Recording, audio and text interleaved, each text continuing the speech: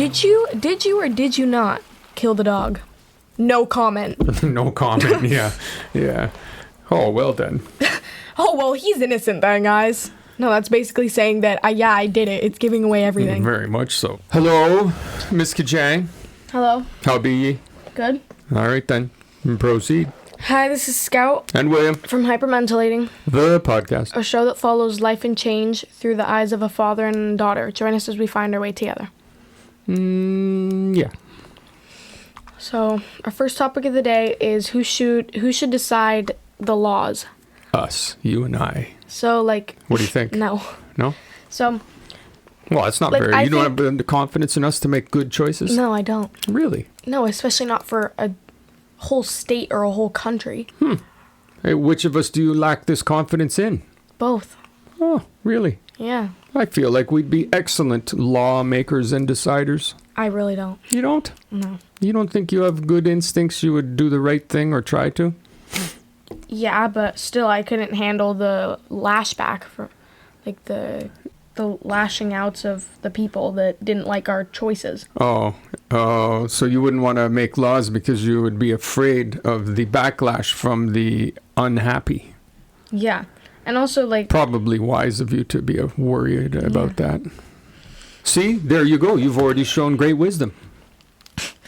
So, all right. I think that the person who should... Well, the people that should decide what the laws are, like, take anything. Should ferrets be allowed to be pets? And then I think that everyone that would like to vote in that state or that area should be able to vote on it, not just a group of men sitting around at a couple of tables. Yeah. Like, I know that's not what it actually is, but it's kind of It is kind of how like it is. that. It actually is quite a bit like that. So I think that it should be the people of that area, of that place, that should be able to decide how they want it to be.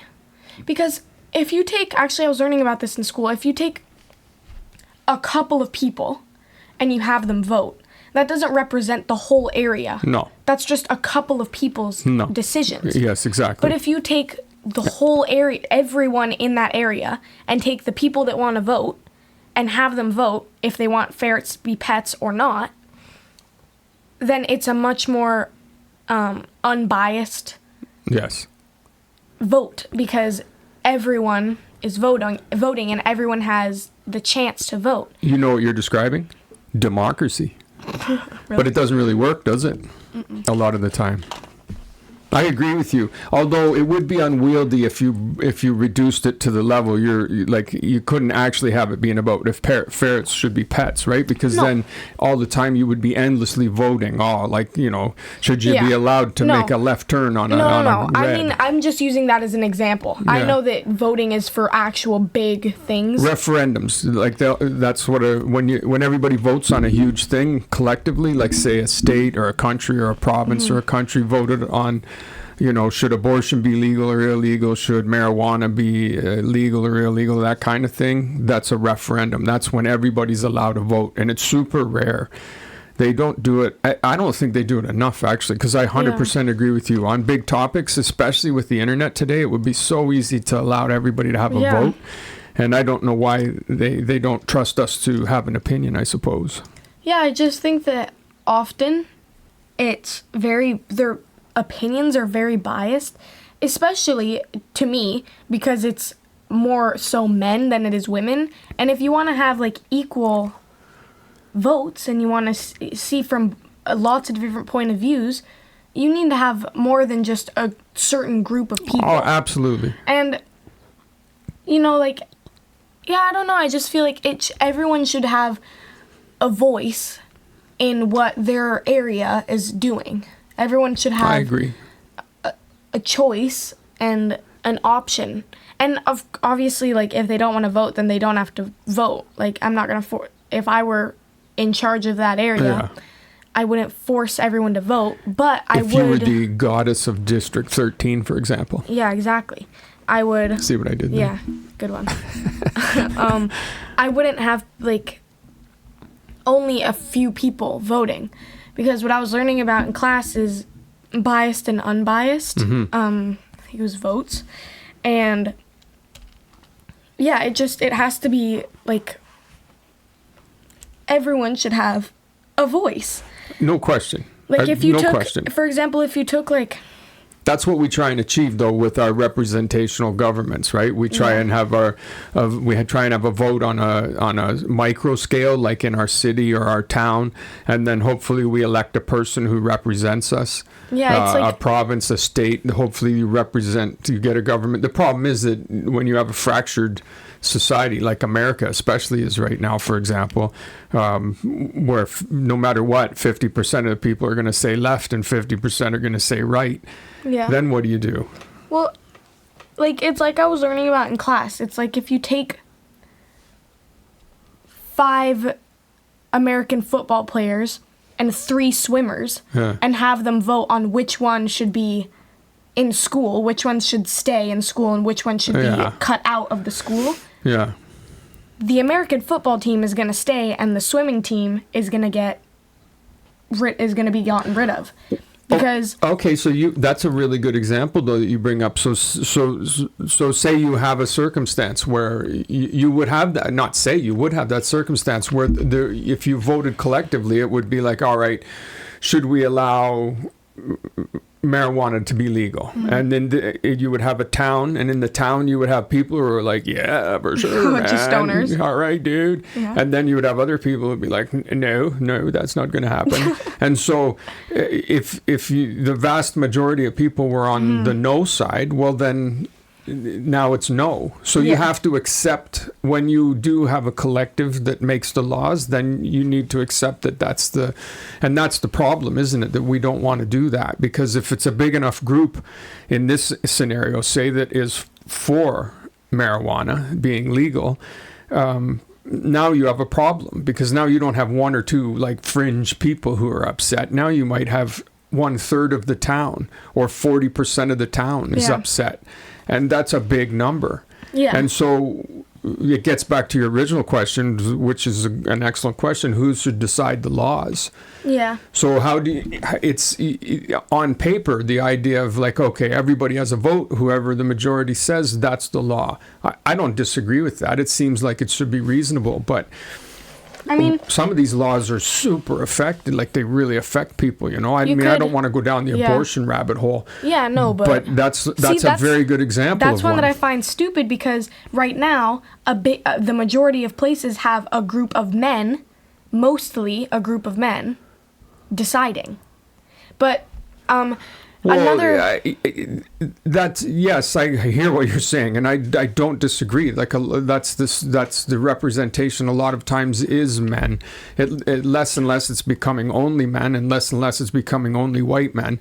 But it is definitely something that is structured different places in the world, no question, patriarchal societies. But I don't want to go down that particular one. I just brought it up because it's one that's that's so powerfly one side or the other, right? And so to say everybody on side A is wrong or everybody on side B is wrong, well, that's ridiculous when you're talking about multi-millions of people. So to say that all of these millions of people are wrong because they don't agree with me on either side, that's the problem. And like, who decides the laws? I mean, because there's women too on both sides. Yeah. Like, like, so it's who decides is exactly who decides.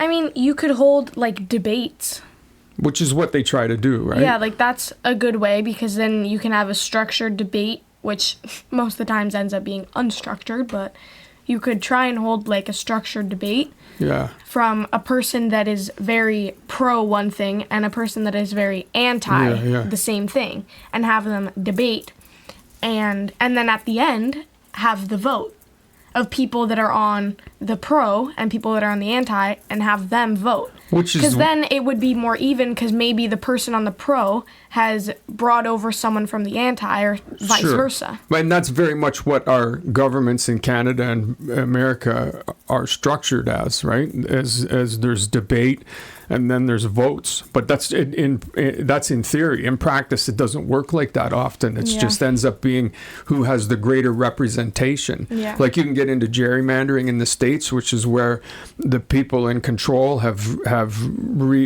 reshaped the map of the voting so that this area gets more votes, even though it might have a smaller population. So you're not actually getting a representational government, and then you're not getting representation in the voting, right? Yeah. For laws. Because there's no question laws should be decided by the collective. I agree with that, if that's what you're saying. Yeah. Jonah in Superstore, one Halloween, he always wears like costumes that are either political or no one understands. And one year he dressed up as gerrymander, and it had red and blue states on his shirt. And he was like, is nobody going to ask me what I am? And everyone was just like, yeah, we just assume it was something stupid. And he was like, I'm gerrymander. And people thought he was Spider-Man. That's actually really good. That show's good. Although we must, just as an aside, that show's not for every 13-year-old. No. Although... It's not bad. No. But, I mean, there's a lot of parents that would prefer their kid wasn't watching that show. And then one year...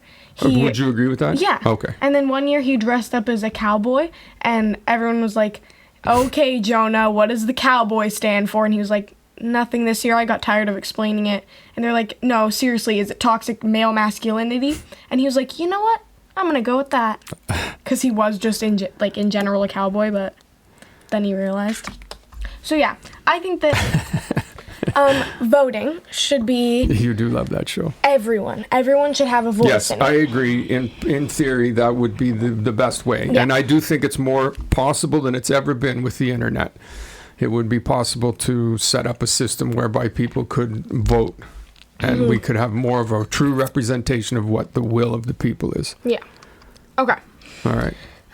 Next topic is, why are people so quick to diagnose things? Now, I don't mean diagnose things like actual sicknesses and actual... Okay, so you're not talking about what's this weird patch on my elbow? No. All right. That's so clearly skin cancer or something. Yeah. No, I'm talking why are people so quick to diagnose things like ADHD and OCD? One time I had someone who was not the sharpest tool in the shed tell me that I had ADHD and OCD. Who told you this? And a counselor. And I was... What, was this the whoop whoop? Yeah. Everybody... Yeah. Right. And it was so clearly not true, because I don't have that. I just don't. And her qualifications were, I think, that she was willing to do the job.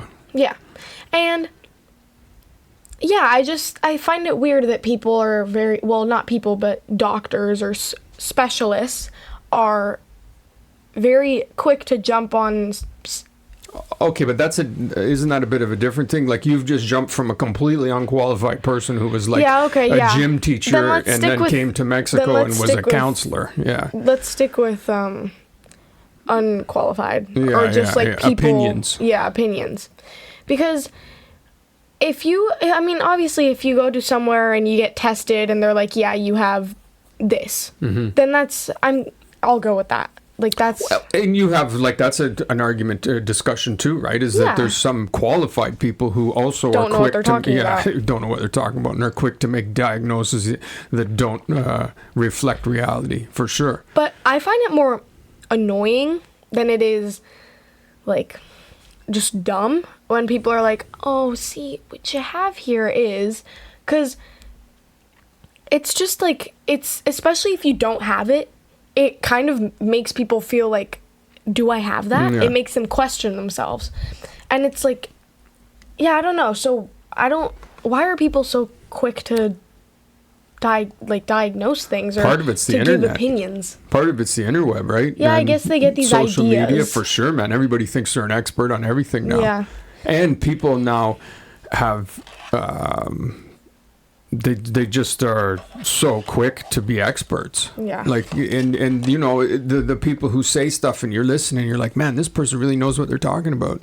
But if you know them, you're behind them, rolling your eyes and going, "No, man, don't listen." They have no idea. They read that, they saw that on TikTok or Instagram. And also, people will go on the internet and say that they have something that they don't have and give this false idea of what it is. Yeah. And so then people start thinking, "Oh, well, I act a little like that," or I like my pencils to be lined up a certain way, and then they'll self-diagnose.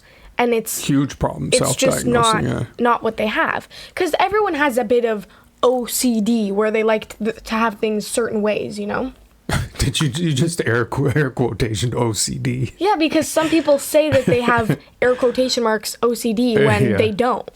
Well, people say they have a whole bunch of things. Yeah, like everybody wants to say they're autistic. Somehow that's evolved into something that people think is a badge of honor to pretend that they have something that causes people a huge amount of trouble in their life. And it's like everyone on this planet Earth likes to have at least one thing a certain way, whether that's you like to have your computer lined up a certain way, or for sure. I like to turn my light on at a certain time in the morning. Yeah. Everyone has a bit of that. That doesn't mean you have OCD, or that doesn't mean that you have some sort of disorder that makes you hyper fixated on little things. No. Well, it's like I've told you guys since you were little too, right? You can find every opinion you want on the internet. That's why you have to be careful. You can diagnose anything you want. Oh, that's me. That's exactly me. And it's like, no, man, that's just a generalization. That's all that is. It's like a book, for example. You could go on the internet. You could say, "Oh, I hated that book," and then you can go on the internet and the majority of it could say most people loved the book, but then you could find one article that says this book sucked. You then can for sure find whatever you want. Yeah, but people are so quick to diagnose things in themselves and in other people, and it shouldn't be that way, because I'm sure everyone's gone through a period of time where they've thought to themselves at some point, maybe I'm on the spectrum, or maybe I have a bit of ADHD. Yeah, whatever that means. Like, we're all on the spectrum as far as I'm concerned when it comes down to that.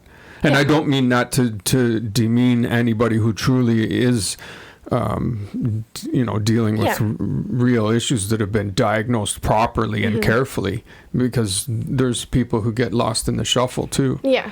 But everybody's free to make their diagnosis. Yeah, people are like, you know what? Have you ever thought that you might be? And it's like, well, maybe I am partially, like but is it stopping you from living? Like, there's a difference between, as you say, everybody has quirks. There's a difference between that and then making the leap to, like, okay, this is a debilitating illness, or this is something you have to deal with your whole life.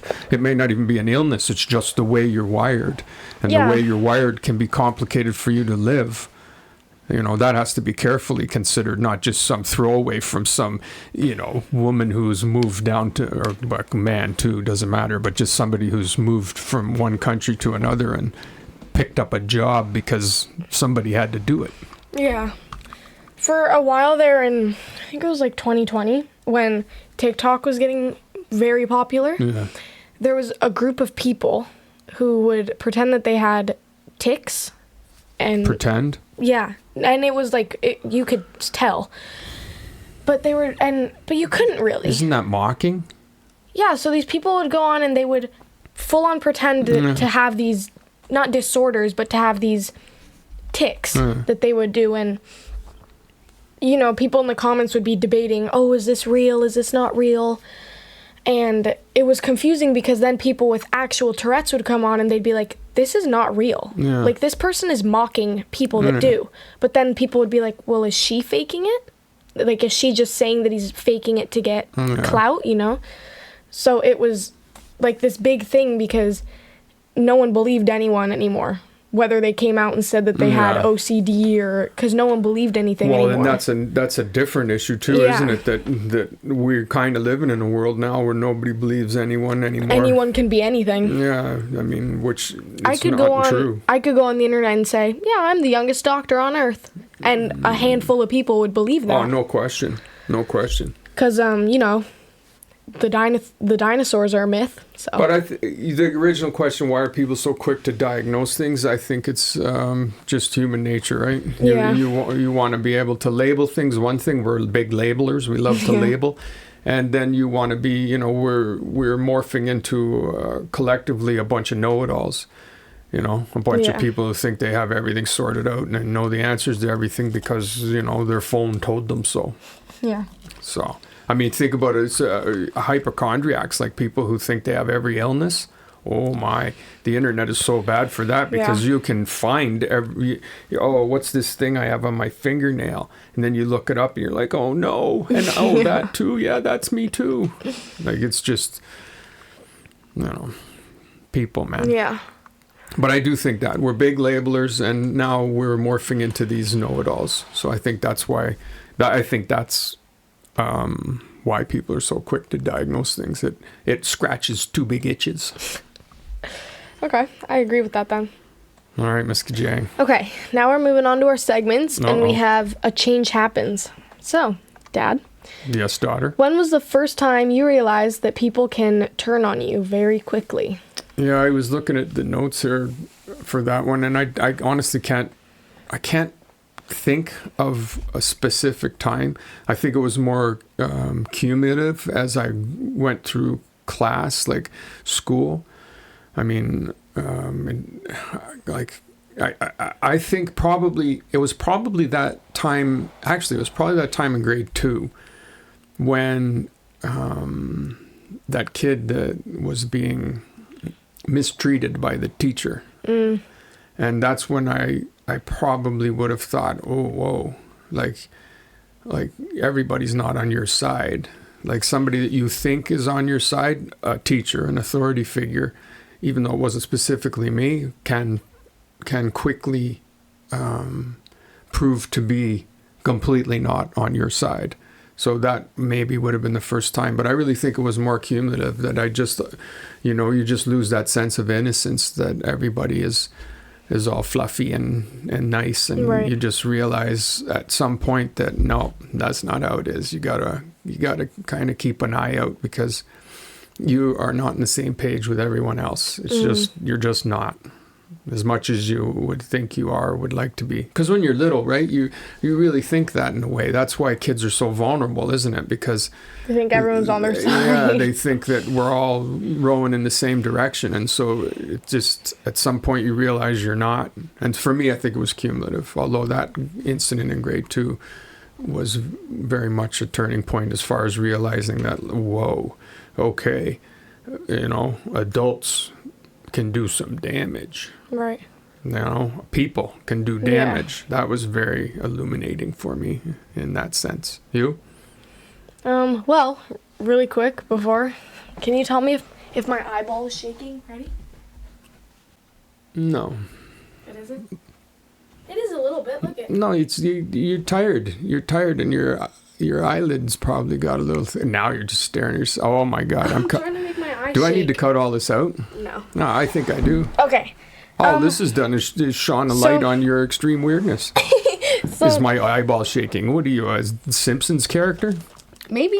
You are kind of a cartoon character sometimes. The first time I realized that people can change on you very quickly was probably in I'm just going to say this quickly, but in 4th grade, I met this girl and we weren't very close. She didn't like me, didn't know why.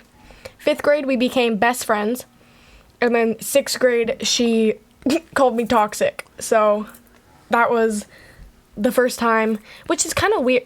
Well, which is the first time, though? So is it the first time is when she changed from dislike to like? No, we had lots of times where, I don't know, it wasn't a great friendship. We had lots of times where we kind of were friends, and then we weren't anymore. Yeah. Not sure why. Yes, that's true. You did. But the first time was with her in 4th grade when she liked me for a period of time. And then all of a sudden she didn't anymore. Mm-hmm. And I didn't know why. And then I later found out why. And it was just the most random thing ever.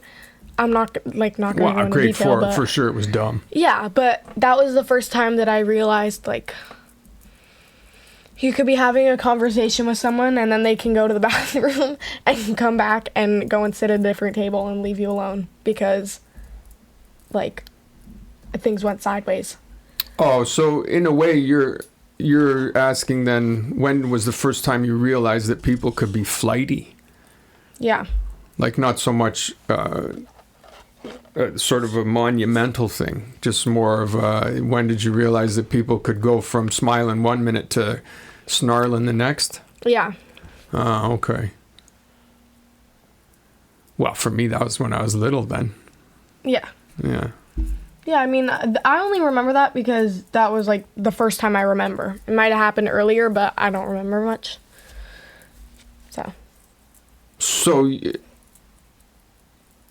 So what's the change there then for you? Like, the change for me for the grade 2 thing is that it was a very much humongous loss of innocence in that moment. Like, I can put myself sitting in my seat about midway down the classroom, just inside the aisle, and I can watch that other kid march up the aisle to the teacher. I can picture that as if it were happening right now. Because in that moment, the change for me is that I didn't stop, but I lost a lot of my innocence in that moment. I realized that, oh my, okay, if you don't watch it, people can do that. So what's the change here for you with her? My change is probably that I learned that I can't trust everyone that I meet. I can't immediately just think, well, you know what, she was nice to me at the first day of class, I'm gonna tell her everything about me. That was basically the change for me.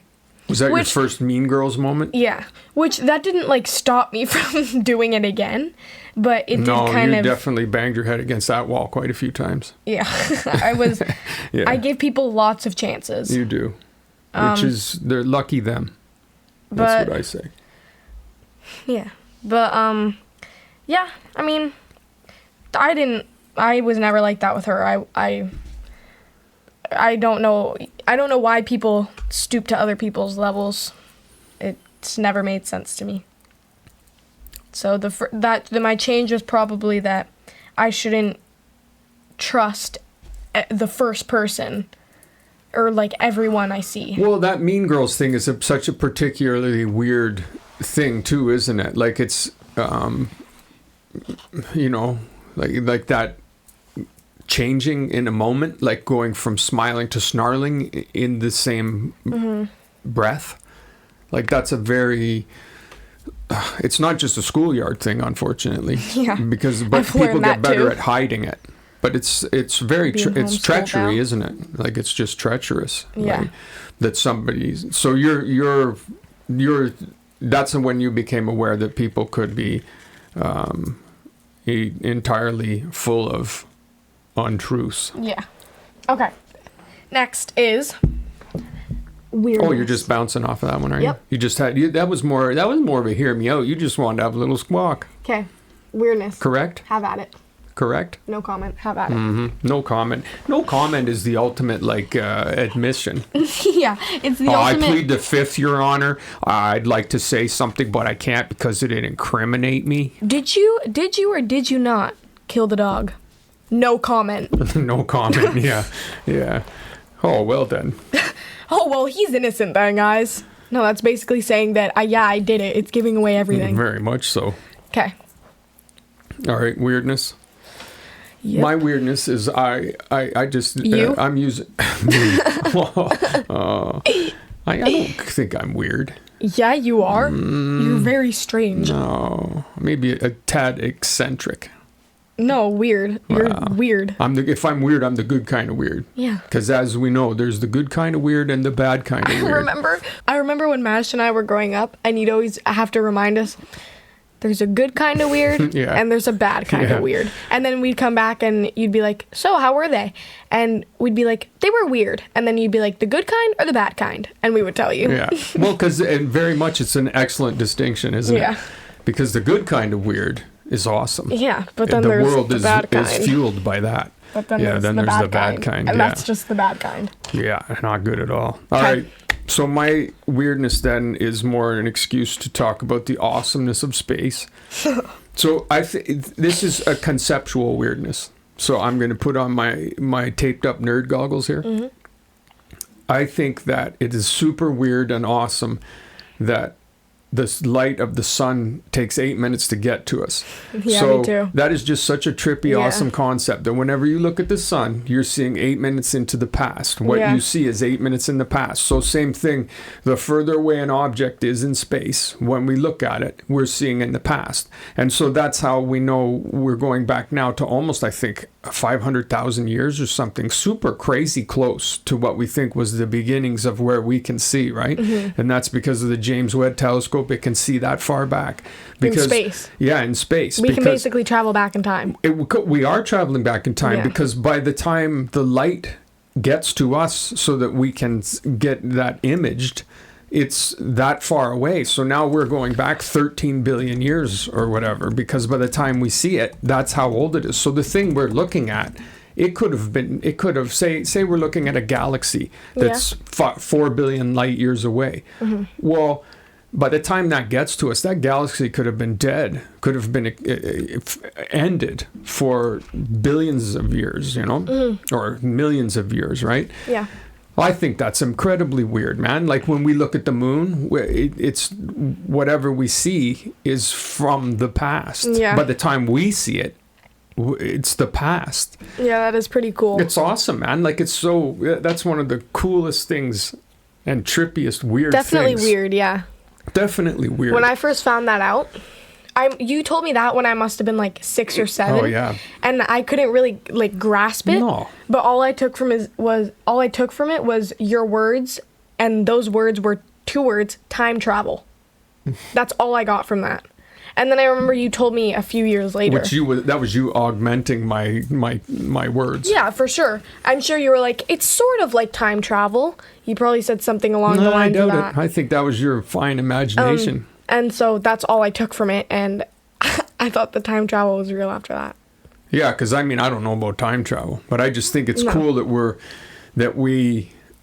it's just conceptually, think how amazing that is. Like you're looking at something and it's from the past, you're seeing it. I mean, this is a whole, like a nerd thing, but just even on a small level, when I'm looking at you, by the time I have an understanding of what I'm seeing, it's already happened, right? So because we're so close, it's instantaneous, so there is no delay.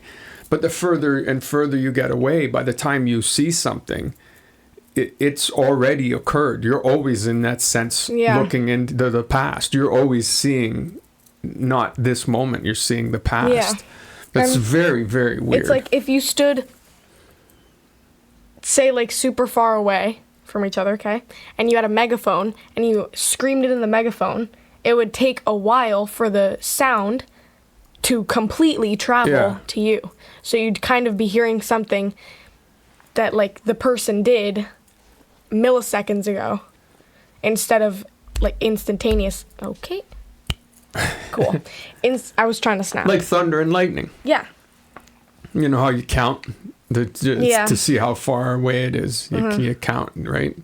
And that's how many miles. You see the lightning, and then you count until you hear the bang. And that's how many miles away it is. Yeah, I forget exactly what it is. Something I used to count it like 1,000, 1,002, and I'd say, okay, that's 3 miles away, 2 miles away.